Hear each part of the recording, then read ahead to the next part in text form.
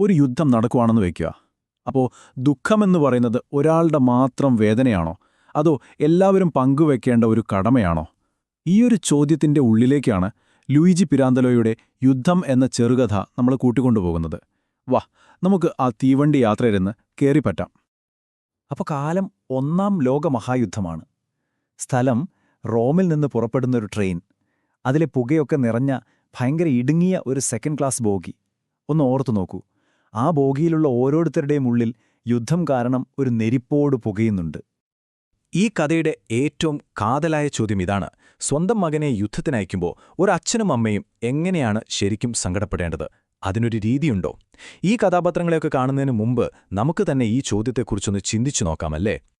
ശരി, അപ്പോൾ നമുക്ക് കഥയിലേക്ക് കടക്കാം. ആദ്യം നമ്മൾ കാണാൻ പോകുന്നത് തങ്ങളുടെ അടക്കിവെച്ച ദുഃഖവുമായി ആ ബോഗിയിലേക്ക് കയറി വരുന്ന ഒരു ദമ്പതികളെയാണ്. അവരുടെ വരവാണ് ശരിക്കും ഈ കഥയുടെ ഗതി മാറ്റുന്നത്. അപ്പോ ഇതാ ദമ്പതികൾ കയറി വരുന്നു. കറുത്ത വസ്ത്രം ധരിച്ച തളർന്നൊരു സ്ത്രീ, കൂടെ മെലിഞ്ഞുണങ്ങിയൊരു ഭർത്താവും. അവരുടെ ആ വരവ് കാണുമ്പോഴേ അറിയാം, എന്തോ വലിയൊരു ഭാരം അവരുടെ നെഞ്ചിലുണ്ടെന്ന്. സത്യത്തിൽ അവരുടെ ഒരേയൊരു മകനെ, 20 വയസ്സുള്ള ചെറുപ്പക്കാരനെ യുദ്ധമുന്നണിയിലേക്ക് യാത്രയാക്കാൻ പോവുകയാണവർ. ഒരുപക്ഷേ അതൊരു അവസാന കൂടിക്കാഴ്ചയായിരിക്കാം. ഇവിടെ നിന്നാണ് കാര്യങ്ങൾ രസകരമാവുന്നത്. ഈ ദമ്പതികളുടെ സ്വകാര്യ ദുഃഖം ആ ബോഗിയിലെ മറ്റുള്ളവരുടെ ഇടയിൽ ഒരു വലിയ ചർച്ചയ്ക്ക് തിരികൊളുത്തുകയാണ്. എന്റെ വേദനയാണോ അതോ നമ്മുടെ എല്ലാം വേദനയാണോ വലുത്? അപ്പോൾ അവരെ ആശ്വസിപ്പിക്കുമെന്ന് നമ്മൾ കരുതും. പക്ഷേ അല്ല, നേരെ തിരിച്ചാണ് സംഭവിക്കുന്നത്. മറ്റു യാത്രക്കാർ ഓരോരുത്തരായി അവരുടെ നഷ്ടക്കണക്കുകൾ പറയാൻ തുടങ്ങി. ഒരാൾ പറയുന്നു, നിങ്ങൾ ദൈവത്തിന് നന്ദി പറയൂ, എന്റെ മകൻ യുദ്ധം തുടങ്ങി ആദ്യ ദിവസം തന്നെ പോയതാ. വേറൊരാൾ, എന്റേത് 2 തവണ മുഴുവേറ്റ് തിരിച്ചെത്തിയതാണ്. അപ്പോൾ അടുത്തയാൾ, എന്റെ 2 മക്കളും 3 മരുമക്കളും ഫ്രണ്ടിലുണ്ട്. അതിന്റെ മുന്നിൽ ഇതൊക്കെ എന്ത്? ശരിക്കും ഒരു തർക്കം പോലെയായത്.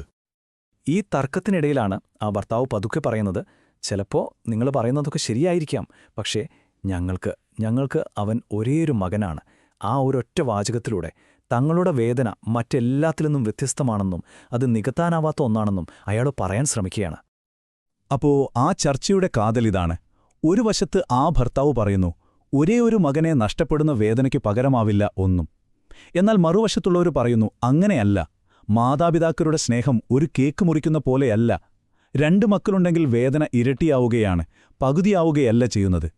ശരിക്കും ഏതു വാദമാണ് ശരി? ദുഃഖത്തിനൊരു അളവുകോലുണ്ടോ? ഈ തർക്കം ഇങ്ങനെ പോയിക്കൊണ്ടിരിക്കുമ്പോഴാണ് അപ്രതീക്ഷിതമായി പുതിയൊരാൾ ഈ സംഭാഷണത്തിലേക്ക് ഇടിച്ചു കയറുന്നത്.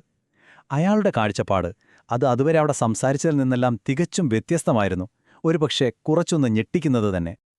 ആളെ കണ്ട തന്നെ അറിയാം, ഒരു പ്രത്യേക സ്വഭാവക്കാരനാണ്. തടിച്ച് ചുവന്ന മുഖം, കണ്ണുകളൊക്കെ ദേഷ്യം കൊണ്ട് ചുവന്നിരിക്കുന്നു. അയാൾ എണീറ്റ് ഒറ്റയടിക്ക് പറയാണ്, നിങ്ങളീ പറയുന്നതെല്ലാം വെറും അസംബന്ധമാണ്. ആ ഒരൊറ്റ വാക്കിൽ ആ ബോഗി പെട്ടെന്ന് നിശബ്ദമായി. എന്നിട്ട് അയാൾ തന്റെ വാദങ്ങൾ ഒന്നൊന്നായി നിരത്താൻ തുടങ്ങി. അയാളുടെ ലോജിക്ക് എന്താണെന്ന് വെച്ചാൽ, 1, നമ്മുടെ മക്കൾ നമ്മുടേതല്ല, അവർ രാജ്യത്തിൻ്റേതാണ്. 2, അവർ യുദ്ധത്തിന് പോകുന്നത് ഒരു കടമയായിട്ടാണ്, സന്തോഷത്തോടെയാണ്. 3, അവർ മരിക്കുന്നത് ജീവിതത്തിലെ ഏറ്റവും വലിയ ലക്ഷ്യം നേടിയിട്ടാണ്. അതുകൊണ്ട് 4മതായി അച്ഛനമ്മമാർ കരയുകയല്ല വേണ്ടത്, മറിച്ച് അഭിമാനിക്കുകയാണ്, ചിരിക്കുകയാണ് വേണ്ടത്. എന്തൊരു വാദമല്ലേ! വെറുതെ പറയുകയല്ല, അയാൾക്കതിൻ്റെ സ്വന്തം ജീവിതത്തിൽ നിന്നൊരു ഉദാഹരണമുണ്ട്. അയാൾ പറയുന്നു, എൻ്റെ മകനും മരിച്ചു. മരിക്കുന്നതിന് മുൻപ് അവനെനിക്കൊരു സന്ദേശം അയച്ചു. അവന് സന്തോഷവാനായിരുന്നു. ജീവിതം ഏറ്റവും മികച്ച രീതിയിൽ അവസാനിപ്പിച്ചതിൽ അവന് സംതൃപ്തിയുണ്ടായിരുന്നുവെന്ന്. എന്നിട്ട് താൻ ദുഃഖത്തിൻ്റെ കറുത്ത വസ്ത്രം പോലും ധരിച്ചിട്ടില്ലെന്ന് അയാൾ എല്ലാവരെയും കാണിക്കുന്നു.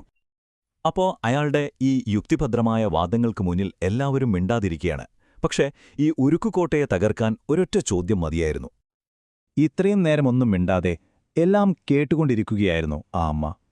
ഒരുപക്ഷേ അയാളുടെ വാക്കുകൾ കേട്ടപ്പോൾ തന്റെ മകന്റെ മരണത്തെ ന്യായീകരിക്കാൻ ഒരു കാരണം അവർക്ക് കിട്ടിയെന്ന് തോന്നിയിട്ടുണ്ടാവാം. ആ ദുഃഖത്തിന് ഒരു ആശ്വാസം കണ്ടെത്താൻ അവർ ശ്രമിക്കുകയായിരുന്നു. എന്നിട്ട് ആ നിശ്ശബ്ദത ഭേദിച്ചുകൊണ്ട് അവരയാളോട് ചോദിച്ചു, വളരെ ലളിതമായൊരു ചോദ്യം, അപ്പോൾ നിങ്ങളുടെ മകൻ ശരിക്കും മരിച്ചോ? ആ ഒരൊറ്റ ചോദ്യം. അതുവരെ വലിയ വായിൽ സംസാരിച്ചുകൊണ്ടിരുന്ന അയാൾ ഒരു നിമിഷം നിശ്ചലനായി. ആ ചോദ്യം അയാളുടെ ഉള്ളിൽ ചെന്ന് തറച്ചു. പെട്ടെന്ന് അയാളുടെ എല്ലാ ധൈര്യവും എല്ലാ യുക്തിയും ചോർന്നുപോയി. ആ നിമിഷം അയാളുടെ ഉള്ളിലെ രാജ്യസ്നേഹി ഇല്ലാതായി, തത്വജ്ഞാനി ഇല്ലാതായി.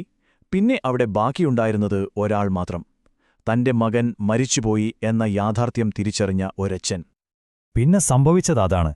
അയാളുടെ മുഖം വിറച്ചു, കണ്ണുകൾ നിറഞ്ഞു. ഒടുവിൽ നിയന്ത്രിക്കാനാവാത്ത നെഞ്ച് പൊട്ടുന്ന ഒരു കരച്ചിലിലേക്ക് അയാൾ വീണുപോയി. അതുവരെ അടക്കിവെച്ച സങ്കടമെല്ലാം ഒരുമിച്ച് പുറത്തേക്കൊഴുകി. അപ്പോ എന്താണ് ഈ കഥ നമ്മളോട് ശരിക്കും പറയുന്നത്? എന്താണ് ഈ നഷ്ടത്തിന്റെ പച്ചയായ സത്യം? നോക്കൂ, ഈ കഥ നമ്മളെ കാണിച്ചു തരുന്നത് ഇതാണ്.